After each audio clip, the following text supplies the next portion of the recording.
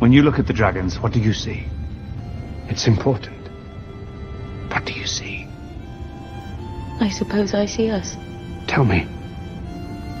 Everyone says Targaryens are closer to gods than to men. But they say that because of our dragons. Without them, we're just like everyone else.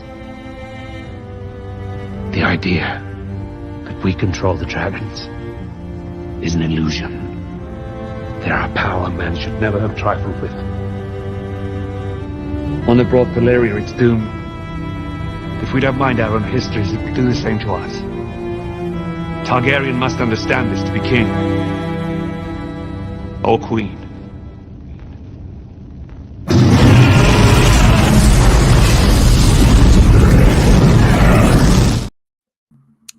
And we are back for another episode of The Wrap Up here where Heartbreak Feels Good. And joining me today is Evan Harris to discuss last night's episode of House of the Dragon Season 2. Evan, how are you feeling?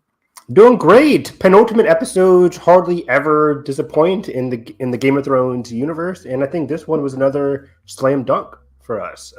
We've been enjoying Season 2 a lot. A lot of things been ramping up to the next episode, and then that next episode ramps up to the following episode. And all things are coming to a head here in this finale next week, which I am super, super excited for. I can't wait to dig through a lot of the interesting developments that we saw this episode. And you know, Edgar, we've been talking about a lot of different wars here throughout Season 2. You know, the propaganda war, which we saw come to a head last week with the riot. We saw some of the repercussions of that today.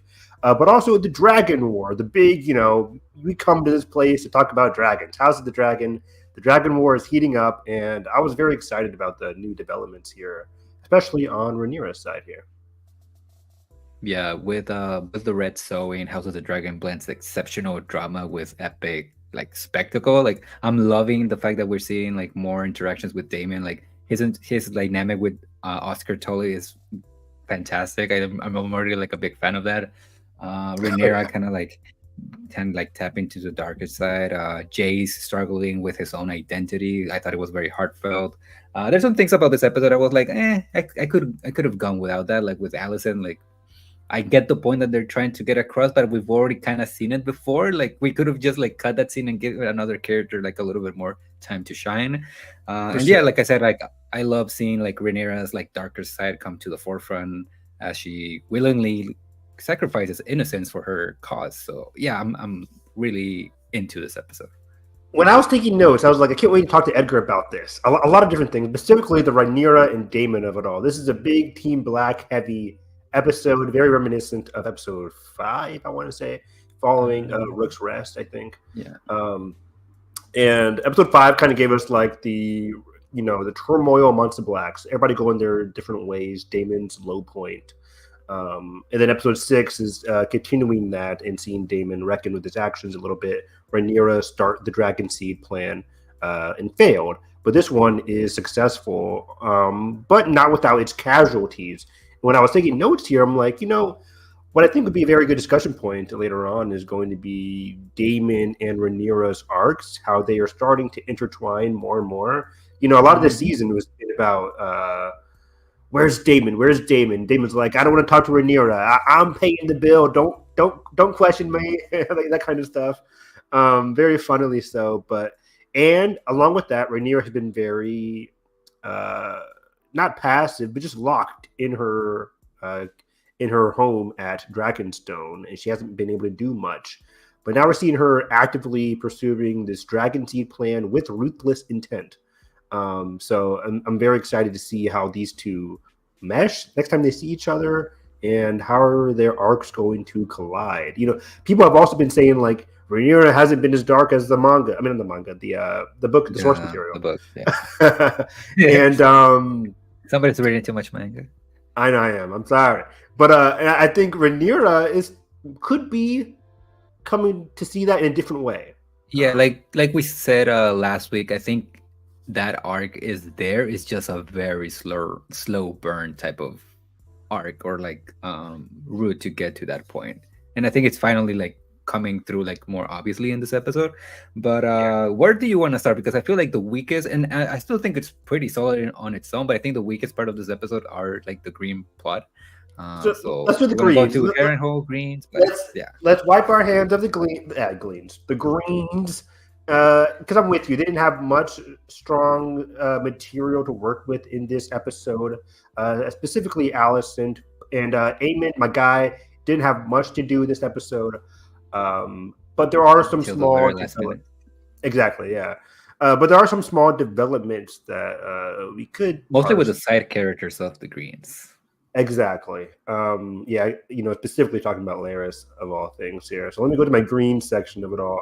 Allison is with the Grand Maester, her one best bud in the in the Red Keep, whatever it's called, the King's Landing. She's talking about how her whole life. I forgot what it is. She's talking about how her whole life has been a lie.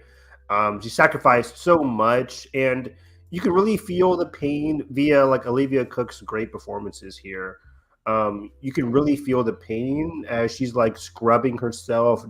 None of this is clean. She's feeling more and more isolated. I really like the scene here as she's kind of contemplating the sick, the dirty nature of where she's at right now, and how she's contemplating it all. Her own son just kicked her out. She feels very aimless. Otto Hightower is gone, so it's just her and the Grand Maester. Yeah. I really like that, like you mentioned, how powerless she feels. I mean, that's been the whole point of her arc this entire season, and kind of at the end, towards the end of season 1. But yeah, again, to me, it's I think all of these sequences are good. Again, they're really good. Everybody's knocking it out of the park and everything. But it kind of feels like beating you over the head. Is yeah, I get it. You've made this point, and I feel like one of the reasons why they're doing it is because you and I people like us overanalyze this shit all the time. But the general audience might not do that, and I feel like that's why we have so many similar scenes that feel very repetitive. And again, is it that they completely destroyed the show? Not really, but I would have liked to see more from, I don't know, somebody else's character development be explored a little bit more than something like this with Allison. Yeah, I'm with you. And if we get Allison stuff, maybe we can get Allison alongside different characters to get some kind of delicious back and forth. I loved last week when she's talking to Eamon, putting her hand on his face and that kind of stuff. And I mean, it seems like that's what's going to happen next week too, that confrontation that she has with Eamon and Helena. So. Oh, really? I saw Eamon and Helena. I didn't see Allison with Eamon and Helena. Yeah, I think. I mean, I don't know, but it seems like once he puts that idea up in the air about Helena going to war, I think she's going to be very reluctant, like Allison, and she's not gonna let him do that to her, especially since I'm pretty sure Allison suspects or knows at this point that what happened to Aegon was Aemon's fault. So why would he trust Aemon with Helena? But yeah, well, that's a topic I get for next week. But for next week, there is for sure. I mean, and it's exciting, right? Because she's had a very close tie to Helena, given what we've seen this season, especially with that riot sequence, letting her arm and her body take the brunt of the attacks and trying to protect Helena. Helena having just sacrificed her own son earlier this season. She's been through a lot as well. And I perked up out of everything from that season finale teaser trailer. I honestly perked up the most when I saw Aemon with Helena, just because there's always been those rumors about what really happened between those two in the past, but also just I like seeing Aemon and the Greens in the Hightowers in general with their family, the chaos, the messiness of their family, and what's Helena going to say to him? Is she going to speak up? She wasn't really able to speak up against Aegon a lot of the time that we did, at least that we saw. So that's a very. And also, it seems also from episode 5, it seems like Helena knows what Aemon did as well because of that entire sequence in the throne room of was it worth paying the price that you paid or whatever she says. So I think it's gonna next week we're gonna see a confrontation between those three, and I feel like Helena might be a little bit more trying to calm things down, but not really succeeding, and it feels like that's where Allison is gonna come into really like come to blows with Aemon. But again, we'll see what happens next. We'll see. Again, that's very exciting. I can't wait to see that there. But yeah, Allison, right now, I'm with you, man. It's like it's great because it's freaking Olivia Cook. We're getting some great stuff from Olivia Cook. She's cooking. Olivia Cook is cooking, guys. And when we get her with the depression, the depressive nature of it all, Olivia's very good at just exuding that feeling, that look to the audience. But we were right. We kind of already saw this, fantastically so, in episode 5 or 6 when the camera zooms in on her during the green count. That's like a brilliant showcase of just like literally the walls closing around her feeling isolated. You can't even hear the voices outside of her own point of view. And I think that was portrayed brilliantly. Now we are seeing the effects of her loneliness, and it's visually gorgeous. We can skip over some of the best cinematography of the season so far, I would say. Agreed, and I love it. And we can fast forward to like the whole Allison. She takes Sir Rickard because the other King's Guards are either sent to the wall. We'll talk about that in a second, or they're just on they're on the fight with Kristen Cole. They're going to Harrenhal. So she asks Sir Rickard, I think, Ricard, to go with her to the Kingswood. They go to the Kingswood, and it's very interesting. And Edgar, I have to ask, what are we supposed to glean from this, besides the aspect of her just feeling isolated and her just wanting like peace of mind? There's a great shot of her like looking up. She's in the water, spread like a cross. That religious symbolism is showcased there. But also she's like looking at the eagle, which is very much blatant like freedom symbolism. She wants freedom. She wants to be able to fly peacefully, go wherever she wants to go, not be forced to do the thing that she's had to do this season in terms of like, for example, like going along King's Landing after the death of her grandson, or just doing things she didn't want to do throughout season 1 a lot, and season 2 she wants that freedom. She's got kicked out by her own son, so that's all there. Is there some kind of like, because when Sir Rickard asked her as well, when are we coming back, Allison doesn't give him a straight answer. Yeah. Some people are saying like, is there like suicide attempt implications here, or she's just very lonely? Yeah, I think it might be a mix of things, but for me, like, this is one of the fun things about having read the book, because obviously, like, Allison is very different in the book. She's like very much like an evil stepmother kind of character. But I'm like, the show is not like shy of changing things. I mean, the most obvious one would probably be like the Allison and Rhaenyra relationship. But I'm starting to wonder, because I mean, like, I can see why people would read like those suicidal, subtext of the scene. But like, we also know like this like symbolism of water being like very like a purifying symbolism for characters. So I'm starting to wonder, and again, like, this is not on the books, it's just me theorizing since the show has made like several changes.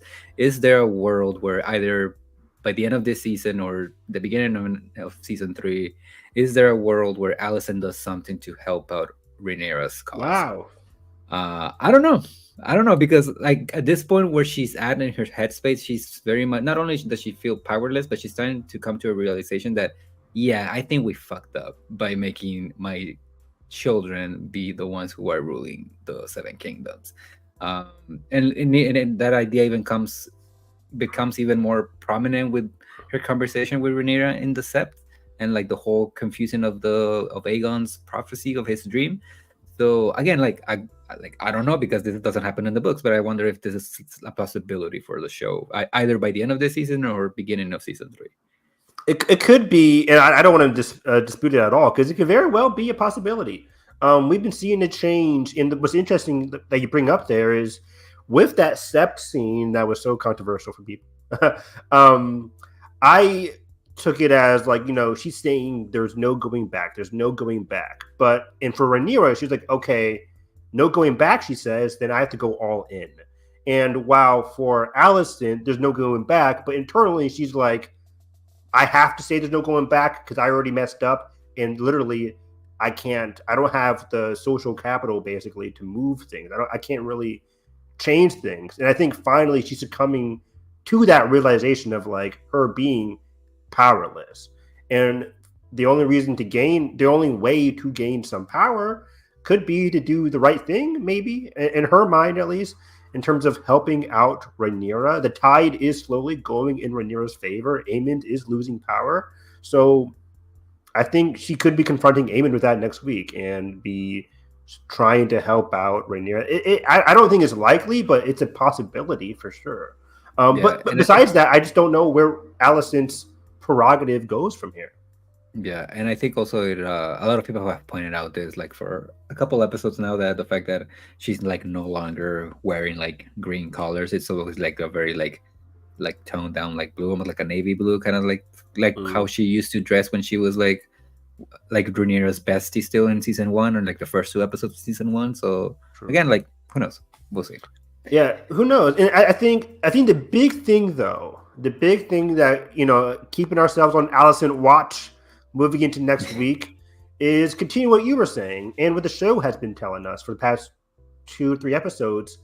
Family. The Greens, the Hightowers in particular, are very messy when it comes to family. Juxtaposing them with the Blacks, and even though Jason and Rhaenyra are at each other's throats sometimes, it's from a familial love. There's obvious love between them. In contrast with the Greens, it's hard to parse that through. They hate each other a lot of the time. And Alicent just had that major and very good scene with Gawain talking about, Darren's doing better because he's not with her. That's kind of the impression that Alicent was getting.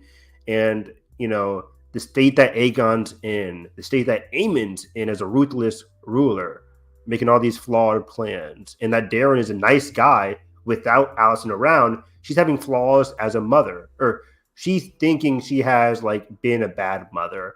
And I'm wondering moving forward if she's just going to prioritize her motherhood more than the political aspect. If she's getting kicked out of the Green Council, okay, cool.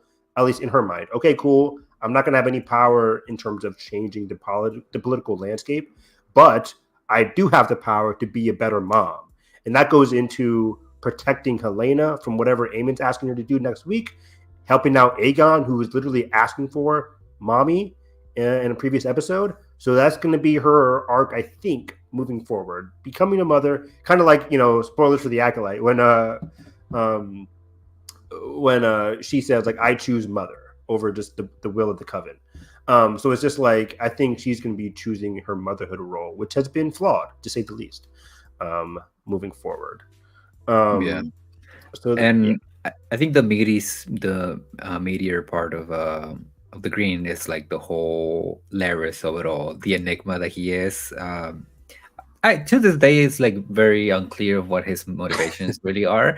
But I think that's not necessarily a bad thing. I think I think up to the point of last week, I feel like he was maybe trying to rise up, and when he realized that Aemon wasn't going to be an easily person to manipulate, he was like, okay, let me go back to my plan with Aegon.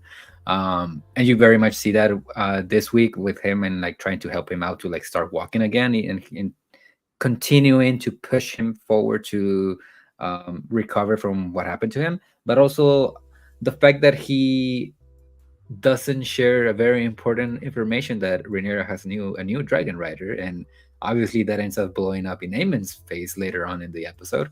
So it very much feels like he's keeping information to sabotage Aemon, and I'm loving it. Agreed. While we can't know his true intentions, that's not really, out of left field for this universe in general. In the early seasons with my boy Littlefinger, we're obviously Littlefinger wants the throne, but how is he going about doing it? All these kind of mysterious aspects to his character, those have been he was an enigma a little bit, but also with Larys here, I think Larys is a bit more of an enigma. But I'm with you. I think he's just, what is very, very evident and clear is that he does not get along well with Aemon. Aemon called him a lickspittle, and Aemon does not want to get manipulated by Larys. Larys is okay, cool. let me hedge my bets with the cripple, somebody who's like me, with Aegon. They shared that beautiful scene together previously, and I think he's really emotionally and strategically wanting Aegon's health to recover as quickly as possible. And I think that's smart as well. Just hedging his bets with Aegon. Aegon's going to have a lot of, if he gets better soon, apparently this is a lot quicker than in the books. Aegon's recovery is honestly quicker than I expected. I thought once I saw Aegon like this, you guys heard me. I immediately compared him to Viserys last season. I'm like, oh, is this?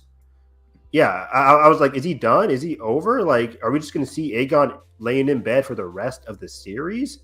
Perhaps not. He's going to be looking very much disfigured, but I think he will be a bit more active than I initially thought. Yeah, I think we could see a possibility of Aegon through Larys becoming a little bit more political savvy, and also I feel like it's gonna feed into more of his like cruelty. Like we've known that he's not the best guy, especially around other women.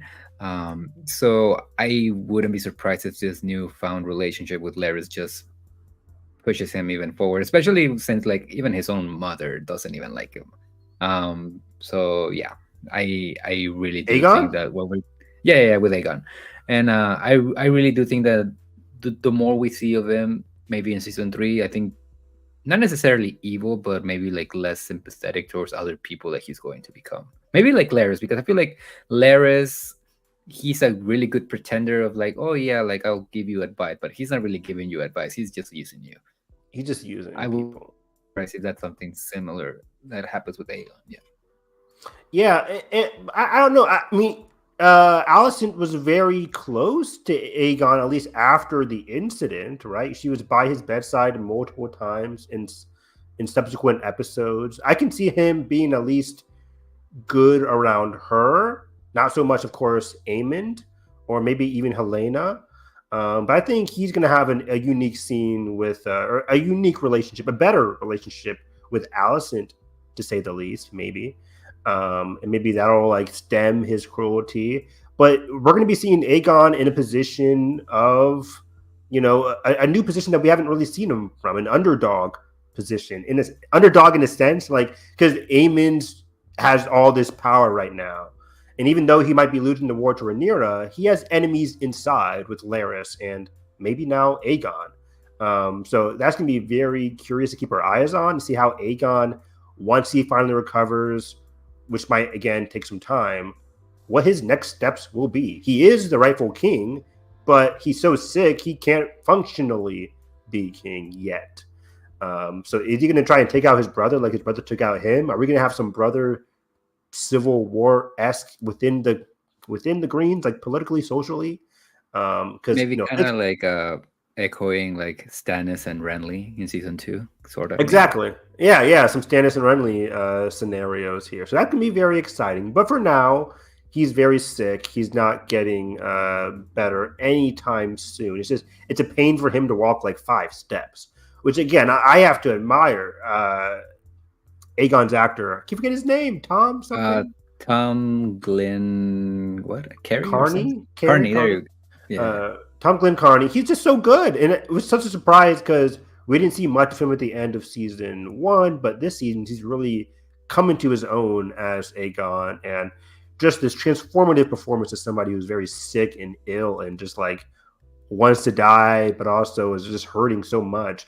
It's a very unique performance.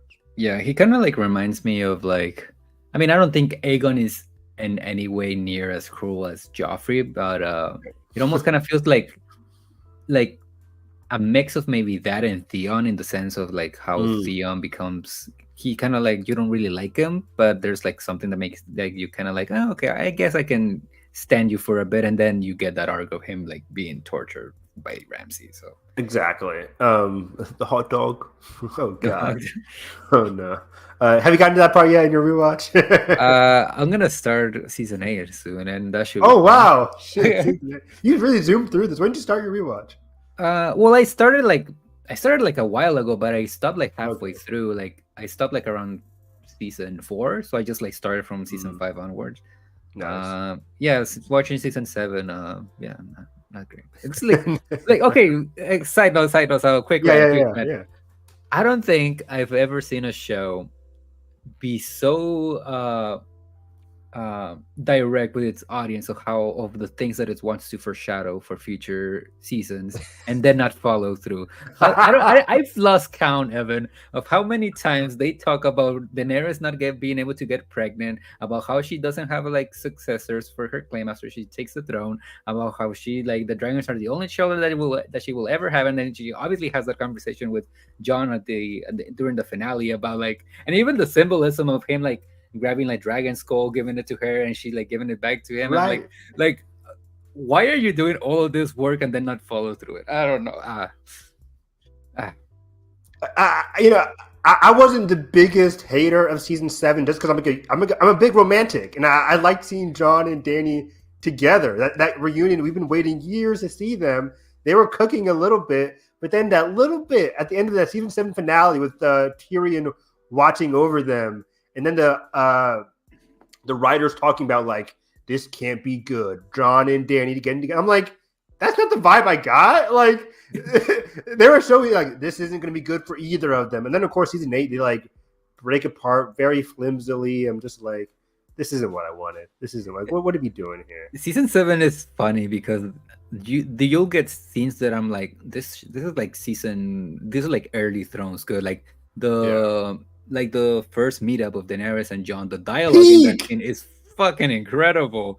Like the whole like background of like how they're trying to like connect with one another, and Daenerys giving her speech about like how all the things that she had to go through to be in Westeros, and like Jon being stabbed in the heart, and like it's really freaking good. And then you get stupid stuff like Euron being Jack Sparrow wannabe or going beyond the wall. It's like that Beyond the Wall sequence is just one of the wildest left field. Like, we have to get these characters beyond the wall. Is it entertaining to watch? It is, but it's fucking dumb.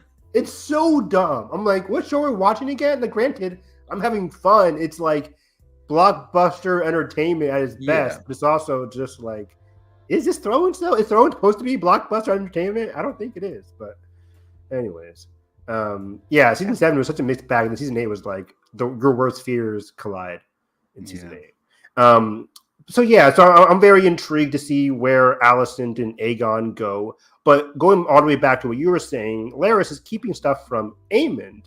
Again, this is just Larys hedging his bets, but now it's like it was basically just stalling, basically, because now, unbeknownst to Larys, Ulf just came out of nowhere and just revealed the plan, revealed the dragons to Aemond himself, and then Aemond now knows. So Larys's advantage is already gone here. What's Aemond going to do now? We already see him requesting Helena's help, and all the memes have been hilarious. Like with the youngest kid, it's like Jaehaera, get ready, it's time to ride.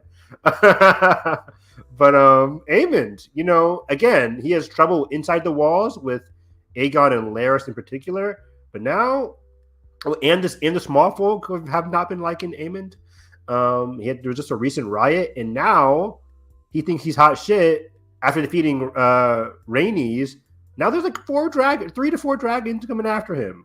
He's gonna have some trouble on top of the whole Daemon of it all. So it's very interesting. And is that it for the Greens, buddy? I think so. But before we move on to Harrenhal and the Blacks, I don't know if you want to touch. Oh, we'll go for it. Sorry. So during the Green Council, before they see the dragon throughout the keep, the Green Council explains that the Beesbury conflict is escalating. Oh, yeah. Darren and Tessarion have taken wing. Now, taking wing, we talked about this last week in terms of the previews. What does that necessarily mean? Yeah. What does that mean? Like, I think we saw the trailer now. We see the dragon itself, Tessarion. So I assume taking wing just means it's able to fly and be battle ready, I guess. Yeah, I think he's just like flying to a location where they're gonna need him. Which one that's gonna be, I don't know. Is he gonna go directly to King's Landing or to Christian Cole? I think that some people have theorized, even though we haven't really heard like news about casting, but that you kind of see like a.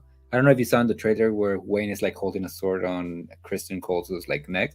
Like in the background, you can see like a silver haired person, but it doesn't look like Aemon. So people are saying like, is that Darren? I don't know, but yeah, you're right. We haven't heard casting, but Darren would be a surprise casting. He's seemingly going to be a major figure for season 3. Should we be keeping tabs on this Beesbury conflict? My dad keeps asking me about this, and I'm like, I have no idea what this means. I think that's just like supposed to show that there's like the people people of the realm don't really like the Greens, even the people that should, because the Beesburys are located like around the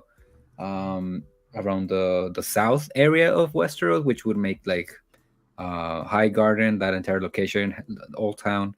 So I think the Beesburys, they're like located around that area, which would, if High Garden, if Old Town declares for Aegon, the rest of the noble houses in that area should follow through. But the fact that they're not is showing that, yeah, people don't like the Greens. I think that's what's supposed to be the implication. Yeah. Got it. Okay, cool. So that's just the overall implication. Greens are kind of faltering. Also,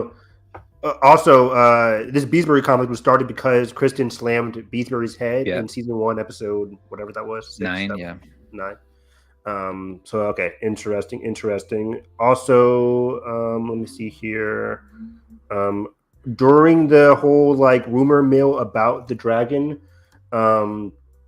Larys does say he does confirm that this new dragon rider cannot be Rhaenyra, because she was almost eaten by sea smoke when she was 14, which was teased last week, but confirmed again this week. That was very interesting. Little rant about that too. Let me say that. Go off. First of all, every single time that I'm watching it, ever since like the rumors have started about her taking over Nettles' storyline, every single time that we see her plot, like her very brief, like 30-second scenes, I'm like smiling through all of the episode, and then we get to her scenes in the Vale, and I'm like, why are we doing this? Yeah. But like, here's the thing, man. If you're gonna give her Nettles a story, which still hasn't been confirmed, but let's just assume that that's what's happening. Definitely going to happen. Yeah. Let's just say that it's happening. I don't know why they're not committing like fully to go with that, because like one of the coolest things about that entire storyline is that, so there's like rumors that Nettles is either a random Targaryen bastard, that she is Daemon's bastard, or that she's just like a commoner who managed to claim a dragon because for I don't know how many days, weeks, months, or even years, she went to a cave and fed this dragon a sheep every single day until the dragon like earned the trust of she earned the trust of the dragon, and that's how the dragon finally he was like, okay, yeah, sure, I'll take you as my rider. That seems to be like the most like common agreed story for what happens with Nettles, at least her origins of how she takes Sheep Stealer. So again, like, if you're gonna do it, commit to it. Have Rhaenyra go find the dragon from like, since she got into the Vale, I don't know, like have her like take the fucking dragon some sheep and like start like showing that bond. But like every single time that we cut there, it's just like random stuff is happening and we're just like left in the dark, like nothing, there's no real development there. I have some complaints too, and I agree with that. It's like the only kind of development, and at the beginning of this season, we were like, what was our main complaint? One of our main complaints of season 1, we didn't get much of Baela and Rhaenyra. Yep. And we got some Baela stuff in episode 4, whatever that was, 3, 4. And Rhaenyra had just been again relegated to whine. No, I don't want to say whiny. That seems belittling. But just like timid, scared, reluctant.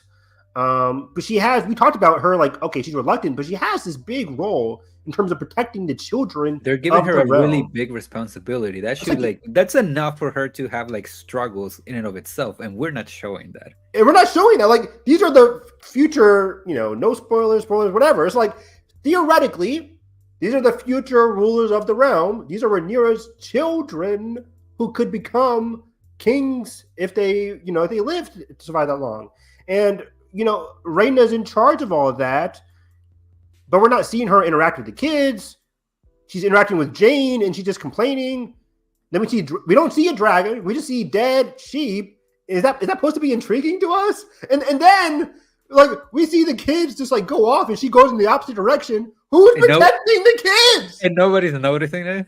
I'm like, what is happening? So like, so the story's telling us they're going to Pentos. Jane is like, be gone, whatever. But then she just leaves her specific important duty to go after this dragon that we have not seen yet. So as an audience member, I'm like, okay, she's doing two bad things at once. She's removing the kids from her own plot, which is like why it's so important to you.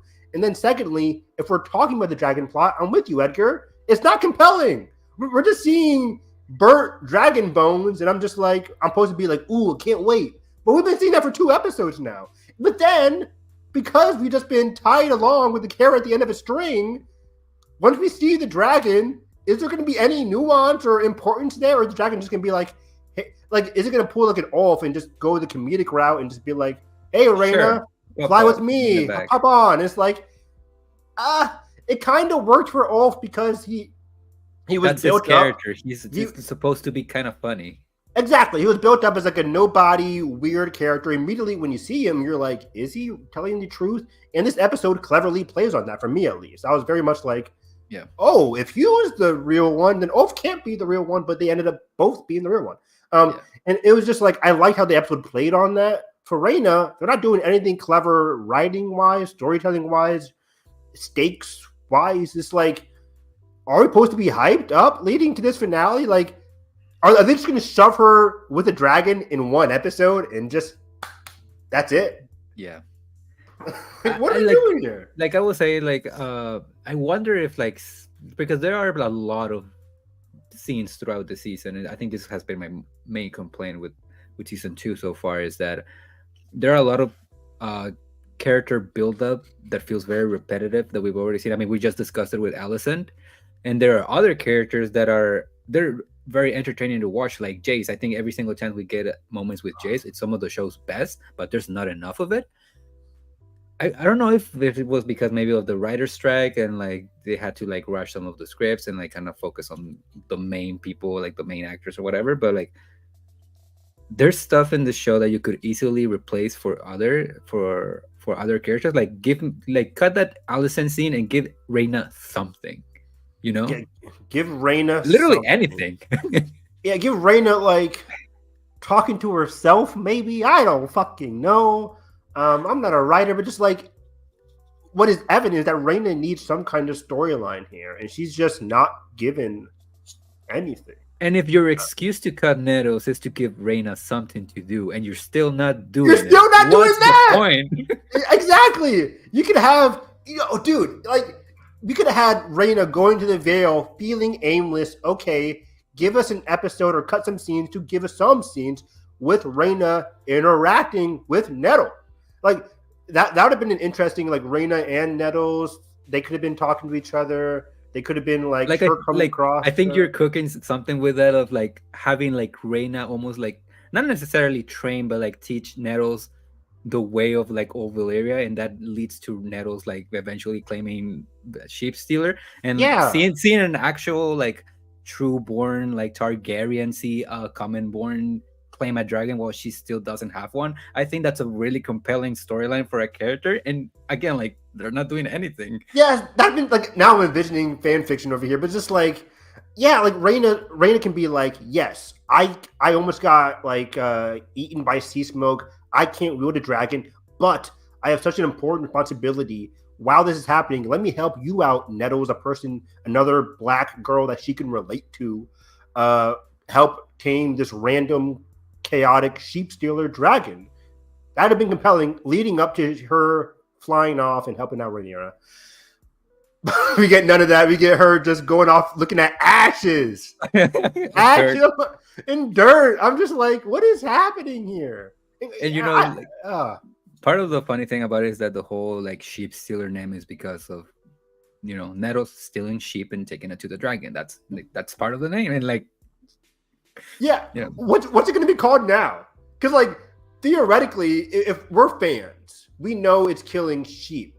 But if you're just a regular viewer, you see like burnt animals, just like, I guess that's sheep. I don't know. It's like, are they just going to call it sheep stealer next week? Is there another nickname for it, Edgar? I have seen theories that maybe they're saving Nettles for season 3 and they're giving Rhaenyra another one of the other wild dragons. There's 3 wild dragons. There's the Grey Ghost, Cannibal, and Sheep Stealer. And I've heard about Cannibal. And the Cannibal is suspected to kill other dragons. And in this episode, one of the skulls didn't really look like a sheep to me. It looked more like a baby dragon. I don't know. Maybe I'm just like fucking delusional here and trying to make sense of things, but like that could be another route that it could go of like, oh, like she's actually claiming the cannibal. I don't know, but I would like that. Part of me is like, maybe not, because this season alone seems to be building up the Dragon Riders itself. And are we going to save another Dragon Rider origin for season 3 when they could have just done it this season, which just seems like it's so important? But I wouldn't mind that if she gets Cannibal. But like, where are the other dragons that Cannibal could be theoretically be eating? Wouldn't it be at Dragonstone, not at the Vale? You're muted. I think it's just also like an implication that Cannibal just kills anything that he sees. Like there's like a kind of like an iconic like sketch in Fire and Blood where the dragon is like laying on top of like a bunch of like skulls, and that's what kind of looks like to me in the show. But like, again, since we don't see the dragon, then we're just left on the dark. Yeah. That would be best case scenario. She's with Cannibal, which could then, wash away our Nettles complaints, but it wouldn't wash away the Rhaenyra complaint. She's still being done dirty. She would still be very underdeveloped, yeah. Regardless of what happens in this finale, I think it's pretty much like, I'm excited to see what she gets in the finale, but for now, I'm very not pleased with it, especially again after season 1. And then, so yeah, that's my major complaint so far. We'll talk about overall season 2 thoughts after this. Overall, I'm really enjoying the character work. Like Edgar says, some of it has been repetitive, but while people are complaining about repetitiveness with Daemon, as we make our way to the black arcs here, I'm not. That's a good repetitive. That's a good repetitive one, because there's new. If you like watching the show, whatever people take from the show what they want. Obviously, fiction. But like, I'm really getting a lot out of the Daemon scenes and how they're slowly developing over time, from young Rhaenyra to old Jaehaerys. Yeah, I can see why this is like Condal's favorite arc this season, because it's really fun. Like even like I don't know if you listen to the House of the Dragon official podcast or whatever. No, because we're the official podcast now. But he was talking about how the way that they approached Daemon's arc this season is like, what if we do the Shining Jack Torrance arc, but instead of this guy going into the haunted house and going insane, we take an insane person and it's like a kind of like a redemption arc, like the house is making him a better person. And after he saw that, it's like, yeah, that's exactly what's happening. I mean, we've said that. We've said that since the beginning. But like, yeah, but like hearing the man say it himself is like, okay, we're not crazy. We're not crazy. We're smart. We watch our show. We watch our shit. And that was kind of evident, and that's what I was kind of hoping for in a way, where with Daemon learning, like, we hit our low point in episode 6 with him being like, I want her sitting on my lap when I go to King's Landing. We could still get that. I want to talk to you about that at the end here with our theories in the finale. But yeah, I liked. Let's hit the blacks. We'll go from Daemon and then we'll end with Rhaenyra stuff. So Daemon's arc begins here with, let's see here. It's his first scene with the Tullys making their way to Harrenhal here. Oscar Tully arrives at Harrenhal. Tully pledges his, Rhaenyra's legitimacy. He's like, we're known to take our pledges. We're not going to quit all that. But Daemon, you are an a-hole, basically. We don't like you, buddy. And overall, Edgar, I really loved Oscar's performance here, or the guy who plays Oscar. Yeah, he's really good. Like, the fact that this guy is, like, handling himself opposed to Matt Smith is just remarkable in and of itself. I really like the kind of, like play that they have between each other, in the sense that Oscar is still like not necessarily like scared of Daemon, but like there's like an obvious like respect for the guy because he could easily kill you. Yeah. But like I really like the fact, and like they don't really like make it obvious, but it's there for you to read, that the fact that Oscar is very respectful to Daemon, even if he doesn't like him in private. like he calls him my king, but in public he's like, oh, the prince consort is like one of the reasons why he seems to be doing it, that it's because he kind of has to play the role in order for all of these other river lords to respect him, and he's using Daemon, like mocking Daemon as a way to gain respect for himself. I really like that dynamic. I really like that as well. He knows that Daemon needs him. He's playing the Game of Thrones. He's playing the Game of Thrones. You need me, basically. So he gets to act a little bit more aggressively than what other characters are able to do now, which was great. And I like how Daemon was also doing this at the Kingswood, having that religious background for the River Lords, who are also very religious, trying to set the mood, basically. And yeah, Oscar is just basically saying, like, we will pledge our allegiance to you, but also you have to do something for us. And this is very interesting. We've been seeing Daemon talk about it earlier in the season, how I don't care if they hate me. I just need them to work for me. But he saw the flaws in that. Like, if they hate you enough, they just won't work with you. So Daemon in this episode has to compromise. Yeah. Yeah. And also the people that do like you might do things that are going to affect you in the long run, as we see with William. Exactly. Yeah. People who do like you, who do, like, you know, truly bow down to you, they're also not going to follow your orders, or they're going to be a bit aggressive and do things not to your liking. I think Oscar puts it perfectly, and we kind of like mentioned this in weeks prior of the Blackwoods and the Brackens using the dance as an excuse to kill each other. That's exactly what happens with William, and Oscar clocked it immediately. Oscar clocked it, and even Daemon was reluctantly like, I see their point. He didn't say this, of course, but like, you could see Matt Smith being like, okay, I see you. He's doing like the mental calculus of this entire scene here. And I kind of theorized this last week, and it kind of happens. He ends up killing his best bud, Willem Blackwood. I wish we saw the head come off, but I like the cut. Yeah, the fast cut. Yeah, but I do like the you kind of see almost like he doesn't even think it twice. He just does it. But like there's like almost like a sense of regret of like, damn, I really put this guy through all of this shit just because of my own doing. Like when he walks into his room and before he has like that conversation with Viserys, there's like a sense of remorse on his face, even though he knows that he had to do that in order to gain the armies of these people. But yeah, like this leads perfectly to what Viserys says of like this responsibility being like a king is gonna crush you. And in Viserys' case, it literally physically did it. Yeah, physically crushed him, which I thought was so beautifully portrayed in season 1. But the scene here is so important, guys. You know, last week we saw this isn't just a repetitive notion of him seeing old Viserys again, like, oh, he loves his brother. Like in last week when he sees it, and we saw Viserys have the ghost of Viserys have an active attack against Daemon, saying like, the whole king for a day, like, I hated you for doing that. I needed you here, basically. And then we saw him being vulnerable, crying, and Daemon was there. Daemon is finally like, I'm here for you, that compassion. And then now we see him just extremely vulnerable, and Viserys is talking about the weight of it all. And now Daemon can finally, like, without even a lot of words, understand that weight, understand the need for family more so than the crown. And we'll see how that progresses. But yeah, Daemon visually seeing old Viserys so weak, feeble again, that reminder of it, was so important to his character to understand that compassion and that weight.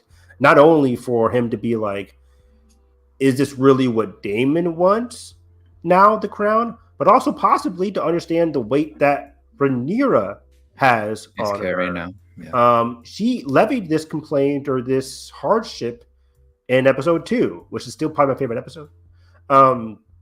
Her biggest thing was just like, she's having so much hardships with this crown, and this is early in the season before all the hardships actually came, where she's just like, you know, dealing with the loss of Luke, dealing with the loss of people around her, and she's dealing with the weight of the crown. And Daemon, her big complaint was that Daemon wasn't there to support her.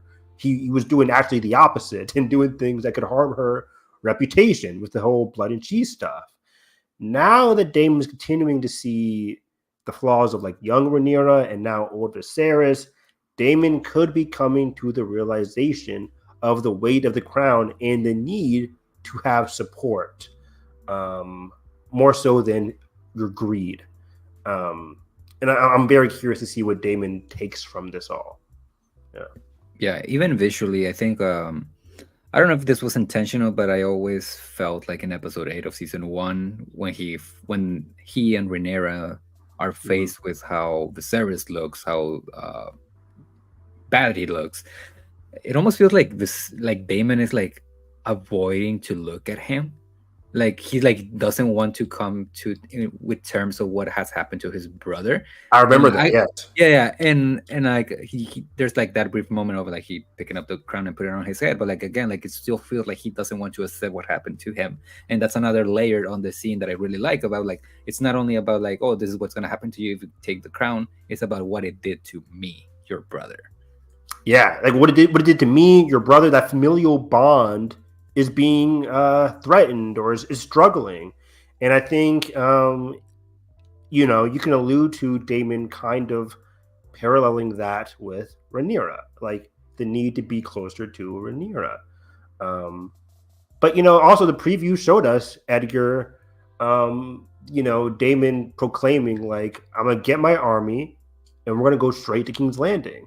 And if Rhaenyra wants to come, she's going to have to, you know, come to me. And I'm like, Daemon, this is ridiculous. It's never going to happen, obviously. But, like, after this whole reputation arc, we've seen him ponder this. We're, you know, given our interpretations, the whole reputation, redemption angle. But we haven't seen Daemon take action on that. You know, actions speak louder than words. What's Daemon going to be doing moving into this finale that's going to showcase what he's learned? And I'm very curious to see what we see. Yeah, I think it's all gonna come down to what the actual conversation between Rhaenyra is like between the two, and it's very clear that Rhaenyra goes to Harrenhal from judging from the preview. So we'll see how that goes. I need to see them together. Rhaenyra sent that one a-hole to go, hey, deliver a message to Daemon and and he's like, what should I say to him? And she's like, oh, reference like the last time we talked or something like that. Where is this guy at? How long did it take to go from Dragonstone to Harrenhal? I mean, if they're like riding, it's gonna take a while. But I think in the preview you can see him, like he's one of the people kneeling in front of Daemon. So I'm assuming that happens before Rhaenyra comes in. Okay, cool. Maybe that'd be like, a good setup. Yeah, like I wouldn't be surprised if like he arrives, they have like a conversation, and as their conversation is coming to an end, they hear like a dragon, and it's Rhaenyra. I don't know, something like that. That'd be great because I need them to talk. I miss Emma and Matt together. I know as much as even Emma like, does. Yeah, she's been complaining all season. Like I need Matt Smith. So like I'm excited. I know they'll be together a lot season 3. Yeah, and like also like speaking of like the conversations that they're gonna have, I am really interested in what Daemon's reaction is going to be to the dragon seed situation, because like even from season 1, you can very much tell that this guy is very much into like the dragon lore and to like the old Valyria and the tradition, and like if he sees like all of these random bastards just like claiming dragons, like is he gonna be with it, or is he gonna be like, okay, you did what you had to do and you did the impossible, respect, or is he gonna be like, yeah, I don't like you guys, what are you doing in my house? Could be a mix of both, but Rhaenyra has been slowly becoming more Daemon-esque. I put that in my notes here. You know, her witnessing the death of tens upon 50 or so people, hundreds people die in the dragon pit yesterday. And also, I think you'll understand, early on, Daemon was like, get on your dragon, we got to fight this, Vhagar. He will understand the weight that Rhaenyra has been through now through these visions, and he can connect via like her acting more like him, the ruthlessness that she's had to do, the stakes, the risk that she's had to take. So yeah, I think he'll be fine with it eventually, overall, because he understands like it doesn't matter as long as we have dragons with us against Vhagar. That's all that matters. It's like, okay, they're with us, cool, and then let's go move forward from that. I think that's it for Daemon. I think that would be a good segue. Speaking of reluctant about the dragon seeds, we could talk about Jace's reluctance of the whole plan. Yeah, let's sum up Jace here for a little bit. Like Edgar said earlier, unfortunately, we didn't get a lot of Jace, but Jace has been, memes aside, not vibing with her and Miss Arya, which was funny. He kind of references that too, like, is this Miss Arya's plan or is this yours? But overall, this episode, we saw Jace starting out here very upset that Rhaenyra didn't even come to the Black Council after just suddenly leaving once he heard word of Sea Smoke having a rider. So Jace is very upset about that. On top of that, again, when Jace finally sees her again later in the episode, he really confronts her about having this issue about the whole Dragon Seed plan, the plan that started out to be his plan. And she's kind of taken it to a whole new level. And he's not very happy, Edgar. Yeah, and I also love that he calls her out about the whole affair with Harwin, about like, did you knew when you took this man to your bed that there was a possibility that I would turn out looking like him. It's so freaking good. Like, again, like, I just wish there was more moments with like him. Like, I would have loved a scene like in between that and the Dragon Sea situation, like a scene between him and Bela maybe discussing the whole ordeal. Yeah. But yeah, like the what we do get is just like very heartfelt. Like, I know that like the memes have been like, why are you complaining? This was your one, it was your plan, and two, they're just like you, they're bastards. But like, I think he doesn't want to have to recollect that he is a bastard. That's the problem. and not only that, his original plan was to seek out people from noble houses that may have Targaryen blood. He wasn't just like, oh, let's open it up for everybody. No, but yeah, like, I think like it's all about like an identity issue of like, yes, I am a bastard, but the fact that I was still able to ride a dragon made me special and made other people shut up about my heritage, about my blood. And the fact that now anybody can ride a dragon, people that actually look like Targaryens with silver hair are doing it. It doesn't make me any more special than anybody else. I thought it was beautiful, and what he says towards the end of that conversation about like, how can you ensure that these people are not going to try to make a claim for the throne later on if you give them a dragon? And I think that entire conversation, like, it's very truthful, and it's gonna eventually bite Rhaenyra in the ass, not only because of like what may or may not happen, but like just from a political standpoint. Aegon and Aemon are already a threat to you because they're Targaryen and they're like dragon riders and they're men. Now you're giving other men the opportunity to claim dragons, and you're giving the rest of the Seven Kingdoms more options to choose from, and instead of like choosing the rightful woman. It's kind of like, yes, it is like, it's a good plan on paper, but it might be like a double-edged sword in the end.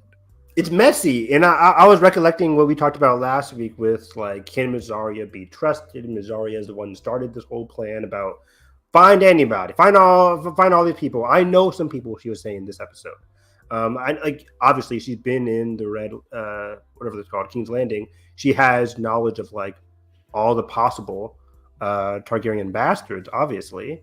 And yeah, it's like, we're doing all this to fight one big dragon, Vhagar. Which, yeah, we need help. We need as much help as we can get against Vhagar and the Greens in general to win this war. After all the dust is settled, or during the settling dust, whatever you want to call it, now we have Oath having Silverwing and Hugh having Vermithor.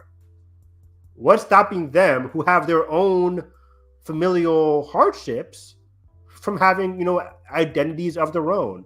They'll pledge to work with you now because it's in their best benefit. But what's happened when they're like, okay, Rhaenyra, thanks, we don't need you anymore. Yeah, I don't need you anymore. Yeah, and also like, they don't have anything to lose, because let's assume that a member of a noble family would have claimed a dragon. Rhaenyra could have labeled them as a traitor and take their castles and disinherit them from whatever they own. These people don't have anything. They don't have anything to lose if they wanted to betray you. And we've seen that cleverly through the show. Ulf has been a drunken, bastard who hasn't been able to do much. Hugh has a family who already lost his daughter. Mm-hmm. His wife is kind of on the outs with him. And granted, what he has to lose is his wife. But, overall, in the overall context of his family and his lineage, Rhaenyra can't really hold a candle to him. So Hugh's going to have some... and he's a brave man. putting himself in front of Vermithor like that. Like this guy, the show is showcasing that Hugh is a very brave, stalwart guy, and if you get on his bad side, we haven't seen like his like negative traits yet. But like if you get on his bad side, Vermithor is very threatening. Bronze Fury.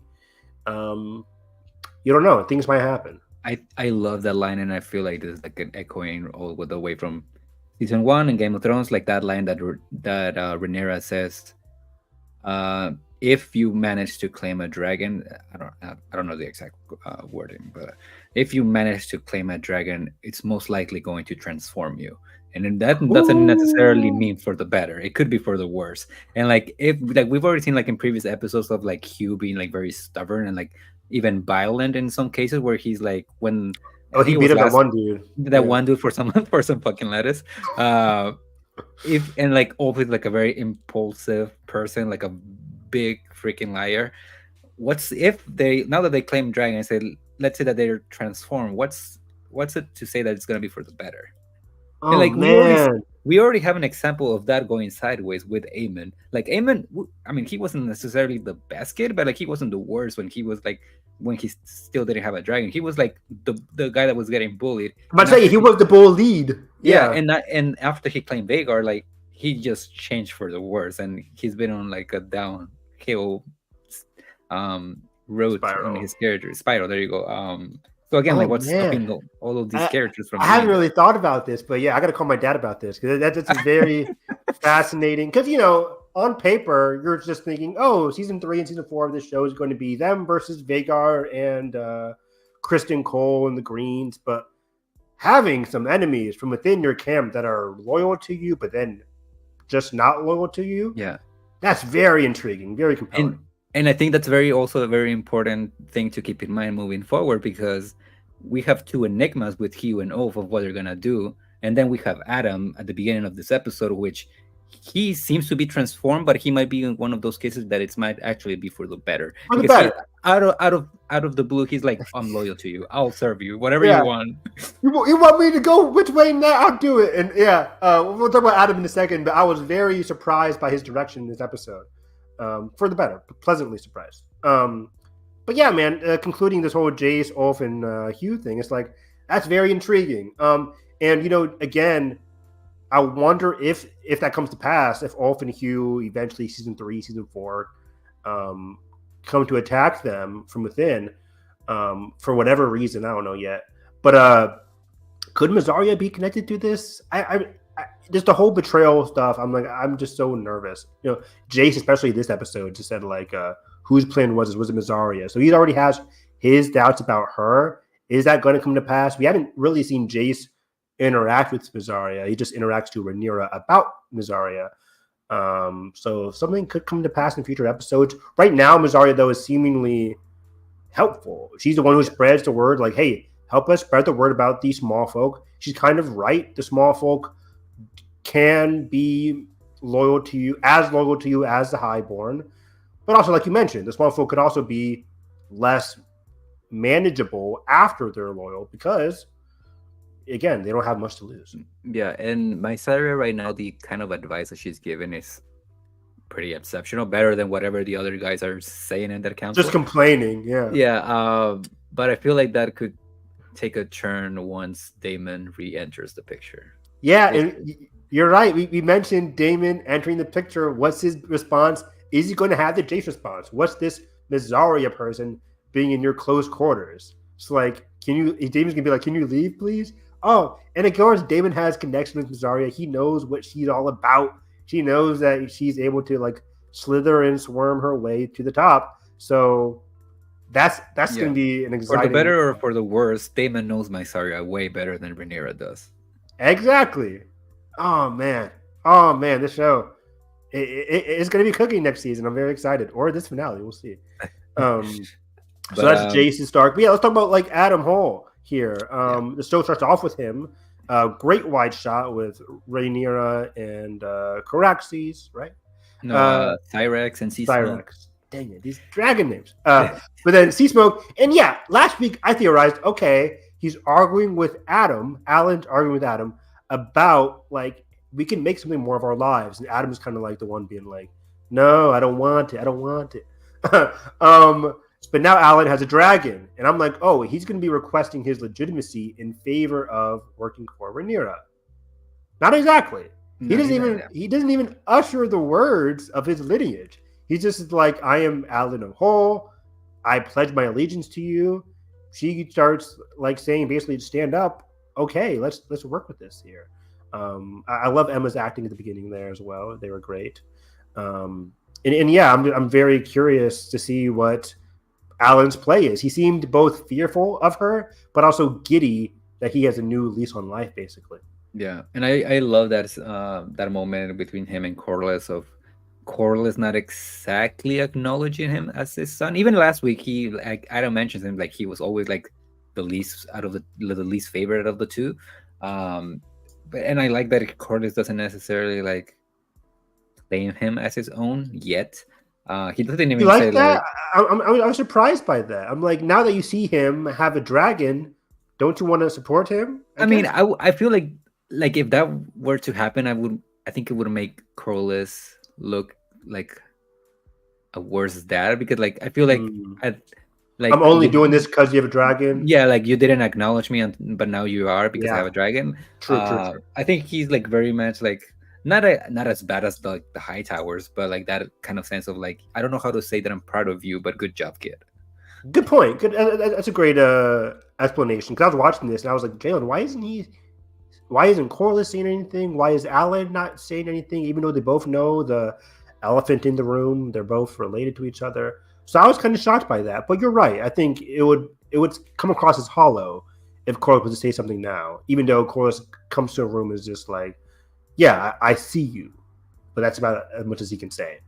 So that was interesting. And he also comes across to Adam and says like, I don't know what he says really. I forget kind of what he says, but Adam kind of confirms that he is of salt and sea, which is a reference to Bela's words. What was last week? Yeah, I forget. 2 weeks ago, I think now.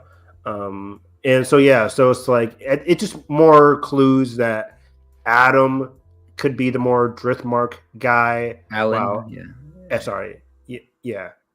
Or isn't it Adam? Isn't Adam or Alan is the bald guy? Adam is the one with the dragon. Yeah. Adam can be the dragon rider. Alan could be the Driftmark person. So that'd be interesting.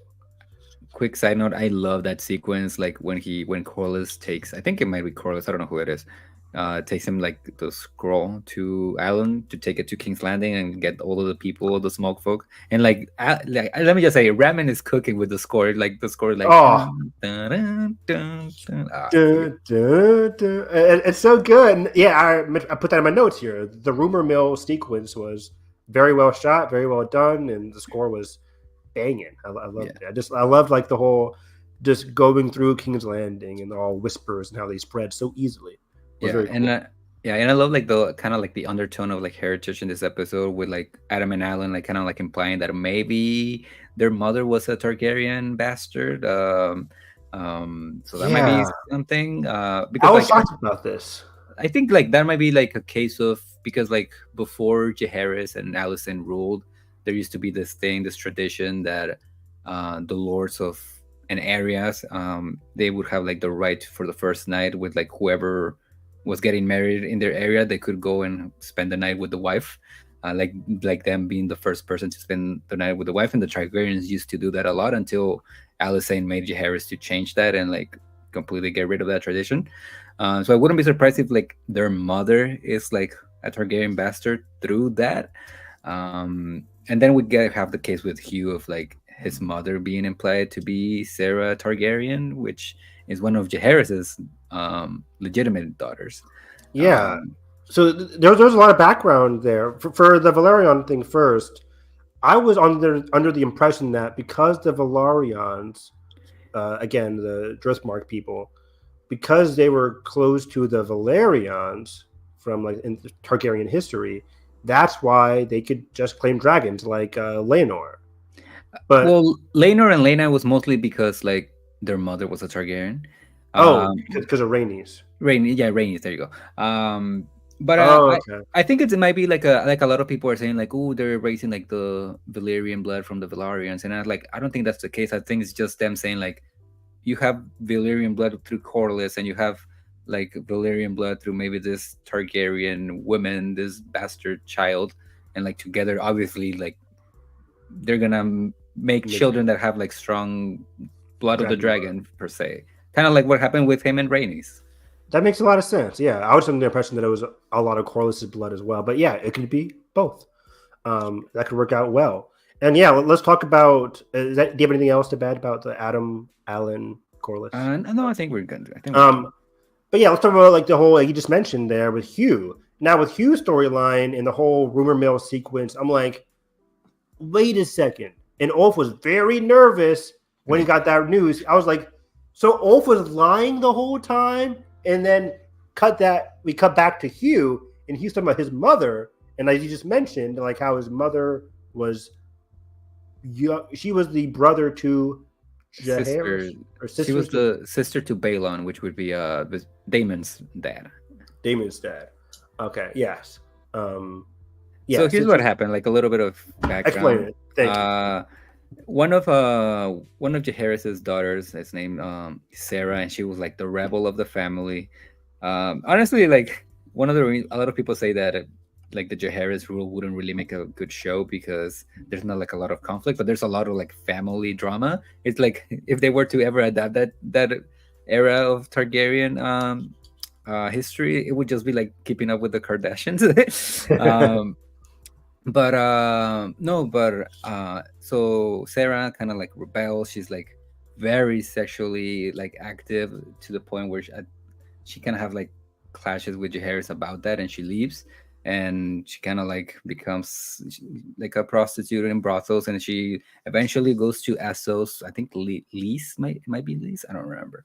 And she like even opens up her own like brothel, and she becomes rich through that.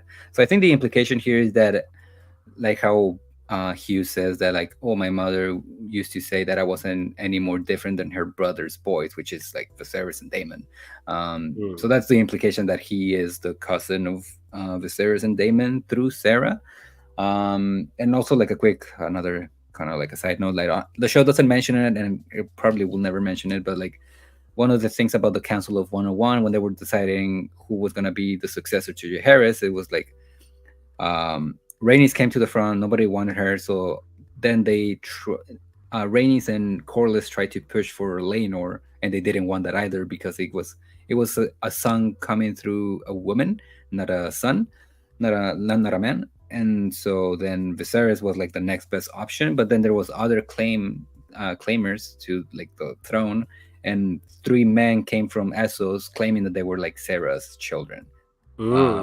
So I understand why the show kind of kept it like simple between just Viserys and Rhaenys, because that's like a lot of mess. Yeah, but going back to that meeting, because it got me back to being confused. Why during Jaehaerys' reign did all of his children were unacceptable? They just died. One of them became a maester. A lot of his daughters died. Balon and what's the other? I forget the name of Rhaenys' dad, but like they were like it was gonna be one of them, and then he died, and then it was gonna be the other son, and then he died. So it just came down to Balon died. So Balon died, and it came down to Balon's sons, which was Daemon and Viserys. Mostly Viserys because he was the first. Yeah, Viserys, the firstborn. Yeah. Okay, because you're talking about like Sarah, and I was like, was Sarah related to Balon? But then why didn't Balon get the throne? But Balon was like dead by. Yeah, he died, and like they had a lot of children. They had like maybe like 7 or 8, I don't know, and then like a lot of miscarriages too. But yeah, like the succession eventually came down to like the grandchildren, not the actual children. Got it. Okay. But yeah, because I was reading this, I was like, he seems much more knowledgeable by his history than Ulf. And I'm like, okay, so Hugh's can get the dragon. And I like that whole Targaryen history there. That was very interesting.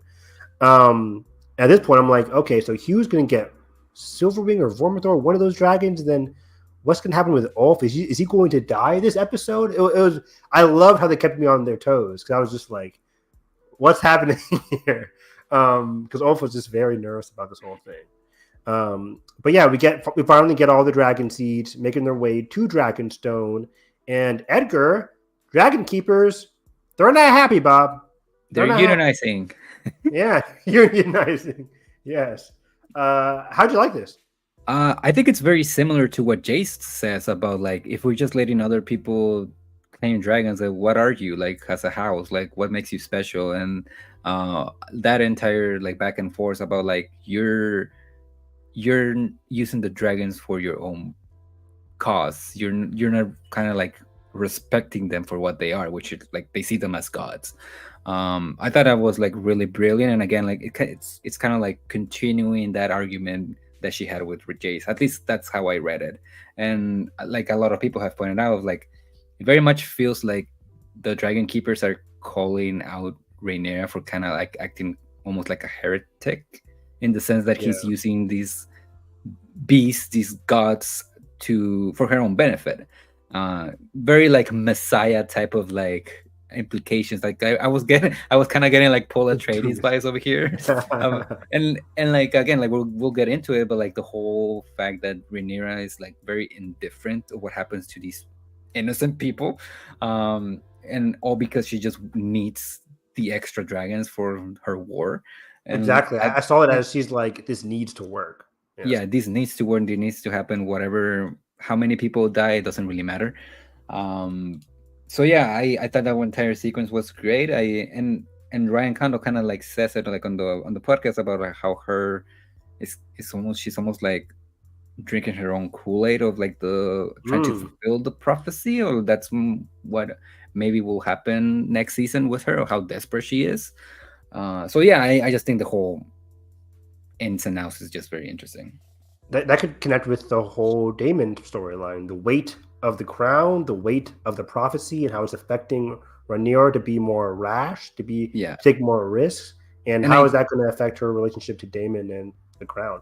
Yeah, and one of the things that I've loved about this show and about the lore in the book so far is that since we know about like the whole Aegon dream of it all, I feel like it kind of like explains why certain people went quote unquote insane, because you tell them, hey, you need to do this in order to save the world. Good luck. It kind of it will push people to do really despicable things, and they're like, I feel like how a lot of the maesters describe Rhaenyra in the book kind of aligns with what she's doing right now in this episode of you're sending people to their death, and it almost comes across as madness, but because the show is providing context, it makes sense. It's difficult, right? Because, and I think she explains this to Jace in the lead up to episode 4, where it's like she finally tells him the prophecy.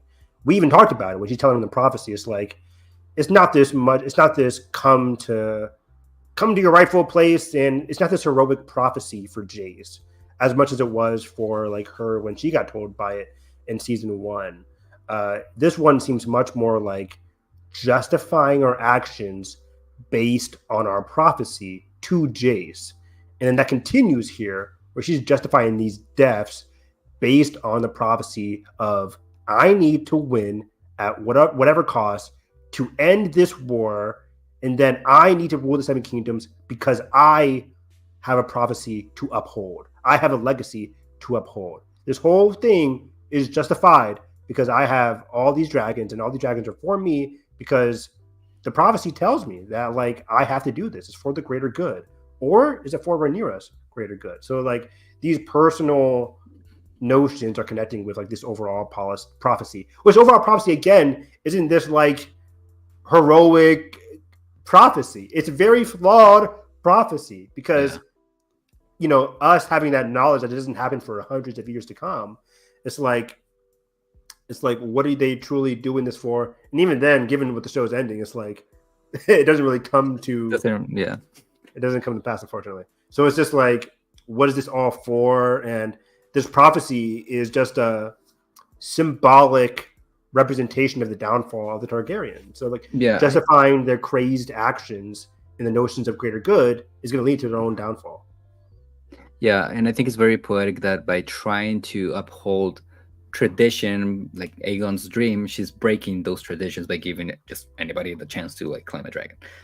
Very good. And yeah, and then we And see her claiming Vermithor or calming Vermithor with this beautiful wide shot. And again, now that the Dragon Keepers are gone, Rhaenyra takes it upon herself. And she really becomes this dragon. Like, if they're not going to do it, I'll become the Dragon Queen, per se. the Black Queen, yeah. The Black Queen, the Dragon Queen. So it's very interesting. She's taken upon this dragon draconian-esque role.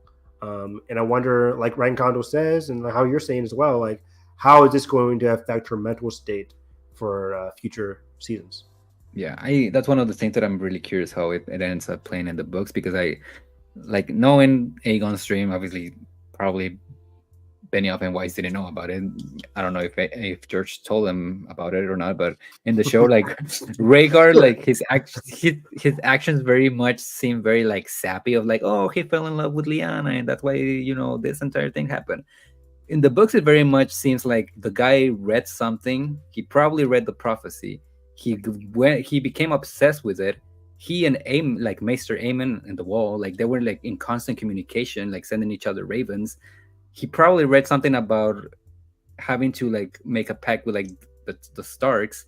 He probably like approached Lyanna with that idea, and that's why he went up to her and like they, whether they fell in love or not. I don't think it's so much of a love story, if not like him losing Lyanna.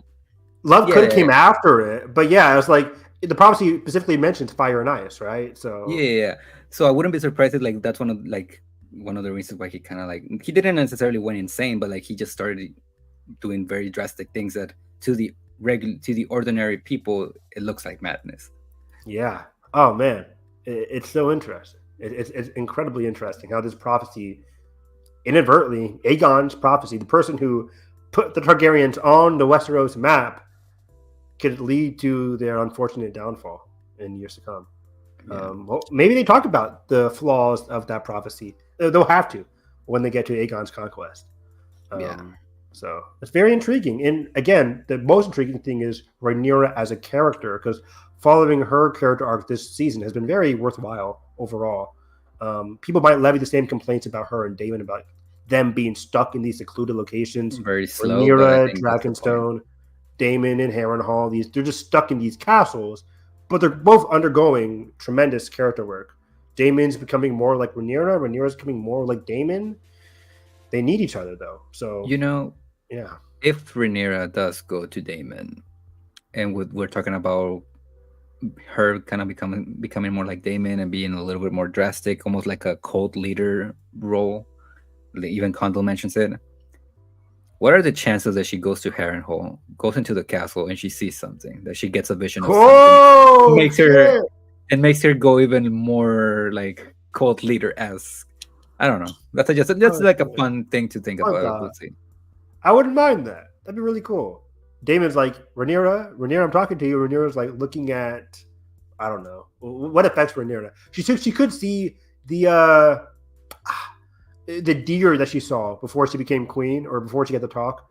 That magical deer. That'd be kind of cool. Hard, yeah, whatever. Yeah, because the deer kind of gave her that confidence, that legitimacy angle, and just seeing that again could make it, I don't know. Or she could see a dragon, and that could also affect things. I don't know. Weird theory. You never know.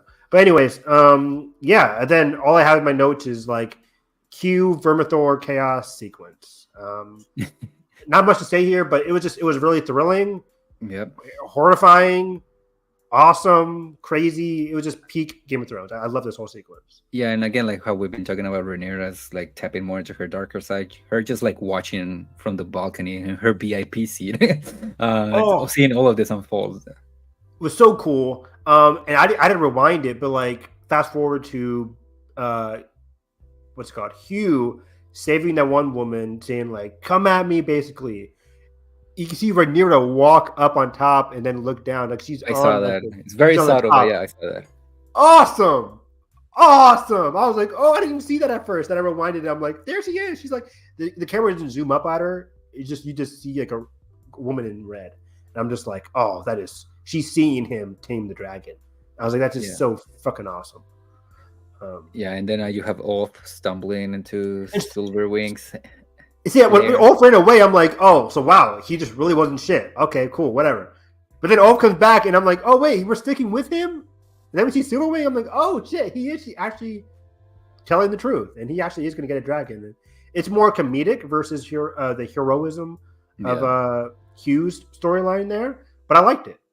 Yeah, I like that it's like more vague than Hugh's like backstory because like could it be true that he was one of Balon's bastard? Yeah, but it could also just mean that he's just like a random bastard from who knows. Exactly. So we'll never know, but it doesn't matter because he has Silverwing, and the dragon looks awesome. And I think speaking it's a of she, right? yeah, I think it's a she, and it's actually the Silverwing is the dragon of Alicane and well, Vermithor of Jaehaerys, so they're like Cool. mates, I guess. I also like the fact that Vermithor's design, it kind of looks like he's like the same breed as Vhagar. Like they both have like that same kind of like body structure, like even like the little that rough, like that yeah, rough, monstrous yeah, description.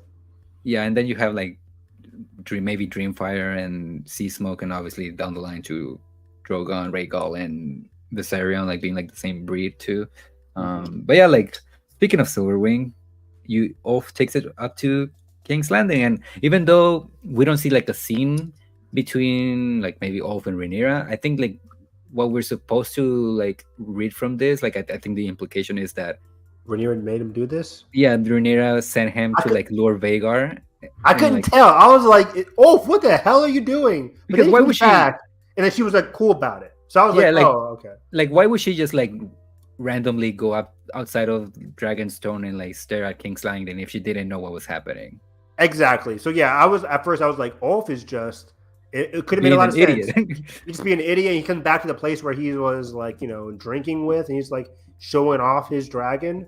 But also, yeah, when he comes back, it's like, oh, she's there. She's waiting for him. The dragon perches up. Like, okay, it seems like she did send him, which would be even cooler. I like It's that a cool interpretation. moment, but also I feel like, what if you would have just like sent all of your dragons, hide like around the clouds, have Vhagar chase Silverwing, and then woo, Got surprise him. attack. It's cooler this way. Yeah. Come on, dramatic tension. But he like Vhagar, and then next thing you know, boom, he gets to get eaten, and then she goes to Daemon being like, "I killed Vhagar already." Daemon's like, "Ah, that was my job. No shit." But yeah, I do find it interesting that the show keeps insisting with the idea that Aemon doesn't fully have control of Vhagar. Like he has to like fight with Yes. her in order to turn around. yes, I was wondering if you picked that up too. So they seemed pretty good lock and step in episode 4 versus Rhaenys a little bit. But now also it's like, oh, now he has to remind her again. I'm like, it's a little bit back and forth. And I think that could be Aemon and Vhagar's ultimate weakness. They don't listen to each other, unlike Daemon and Rhaenyra and other dragons. So very interesting. Let's see what happens. And I love how Vhagar is just like in the back parking lot, just like ready. He's so big. He doesn't fit on the dragon pit. It's so funny. He's like, Vhagar. Like, I'm exhausted. It's like I had to walk like 2 miles to find you, but let's go. It was very funny. I like it. I was like, how do you get on top of Vhagar? Like, part of me is like, I see like the ropes and stuff like that. He has to like climb up on top of that. It's very funny. Vhagar is just so freaking huge. It's great. But yeah, this is great. Is there anything else? I don't think so, man. I'm excited for this finale. So Daemon's armies are ready. We saw teases of the Starks making their way finally. The bridge is open because of Jace's deal, so the Starks are able to make their way to Harrenhal. We saw Daemon getting his army. We're going to see Daemon and Rhaenyra finally reuniting. Aemon's like batting up the hatches, like we got to go. But are we going to see some kind of battle here in this finale? What's going to be the big part of this finale? I'm very curious. Part of me feels like I have a pretty good idea of where the season could end, but at the same time, just from the way that Kondo has spoken, it very much feels like episode 4 and 7 were the big ones of the season. So I don't know how they would have more budget to pull up like a battle sequence in the finale. I don't know. We'll see. But yeah, like there's certain characters that I'm like, could we see in the finale? Like, I miss Otto. Like, I don't like the character, but like, I love Riz. Like, he's like a so GOAT. He's a Are GOAT. we not gonna see him again until season 3? We have to, right? Because they teased us with his missing letter, or him not responding to Alicent's letters. Why? In the same episode that Darren was mentioned, is Darren's arrival connected to Otto's return? Yeah. I could feel it could be a case where we just see him in the finale pop up, because also in the preview we see that apparently it looks like Aemon is like burning castles, and if Vhagar is not in King's Landing, who's in charge of the realm? So I wouldn't be surprised if like Otto like pulls over like at the beginning of episode 8. And it makes sense, right? Because the Blacks are getting the Starks, the Vale, the Dragons. Everything's turning into their favor. They need their spokesperson. They need their GOAT. They need Otto to come back to help rein things in for the Greens. Yeah. But also, like, leading into season 3, possibly, like, we haven't seen Otto with Aemond as much. We saw Otto with Aegon, of course, because Aegon was king. But, like, I want to see some Otto and Aemond stuff, because Aemond just fired Alicent. He might be listening to Otto, and that'd be a very cool dynamic. Yeah. I'm just excited. Yeah, and whatever happens in the finale, I just feel like the show is gonna end with the Blacks getting a win, like being on top. If season 1 ended with them having like a massive like personal loss, I think this is gonna be like a big win for them and setting up like the stakes for season 3. Yeah, and I was telling Jalen, I was like, maybe the season ends with Rhaenyra surrounded by all the dragon riders, but they kind of did that in episode Already. 7. So I'm like, how is it? We kind of called it last week that like maybe episode 8 would end with like her like and the dragons like flying around her, but it just happened like in episode 7. It's like, I'm like a baller ending, the dragon there, and it was a baller closing shot, amazing. But since that already happened, what's going to happen in episode? Like now, it's going to be the same thing, but with Daemon by your side. We'll have to wait and see, but I'm very excited. Yeah. Well, Evan, where can people find you? You guys can find me on Twitter, Harris EV9, still talking about the brilliance of House of the Dragon and The Acolyte. I love those shows. Talking all things Star Wars, Marvel, anime. Nathan and I on Saturday night reacted to the Marvel. What happened? Nothing Doomsday. happened. Right? Nothing happened. Just craziness. There was a lot of complaining and mixed reactions from the both of us. Like, we're big fans of RDJ. He's a great actor. But does he need to be Doomsday? It's like, it's so complicated because, RDJ never turns in a bad performance. But do you want him as Doomsday? We talk about all that on My Cup of Tea on Saturday. So follow Nathan Rojas' channel or look up My Cup of Tea on YouTube for that. And then, we're going to be continuing doing some commentaries. We finally finished all of our X-Men commentaries. So now we're going to be watching Sky High this week, which I haven't watched in a long time. We're just continuing more podcasts on other channels. Yeah, and you can find this podcast at WHFG Podcast. If you've enjoyed this show throughout these weeks, obviously next week is going to be our last episode covering House of the Dragon until we get Night of the Seven Kingdoms. But you can also watch other shows that we have here, like What We Watch in the month of, which we cover is like a monthly episode where we're like kind of like a book club type of show where we discuss what we've watched every month. We also do audio commentaries here. We haven't done a ranking episode in a hot minute, hot minute, but we're planning on doing that hopefully soon, maybe covering the year of 2018 on cinema. And it's funny because somebody on Twitter was like, it was obviously bait, but I think it was like film updates. Somebody was like, 2018 was not a good year for cinema. And then just a lot of quote tweets. I'm like, that was obviously bait because 2018 is one of the best years for cinema. Gotta get a cloud, Evan. Exactly. Get a blue check mark. So just like follow us on social media, like and subscribe. You can also find the show on your preferred way to listen to podcasts on Spotify, iTunes, all the good stuff. And you can find me at ADGRTEG on Instagram and Twitter and Letterboxd. You can find some of my written work at Letter and Clear Reviews and the Cinema Spot. You can check one of my last reviews, which was on Longlegs, and in a couple of maybe like in a week or so Unfortunately, maybe I'm gonna be covering Borderlands, so that should be fun. Oh boy. Hey, you gave it to me as like for our box office draft, so might as well watch, see what happens. I sure did. Uh, I think we all both know what's gonna happen. but yeah, keep up with updates on our socials, and we'll see you in a week to cover the very last episode of House of the Dragon season 2.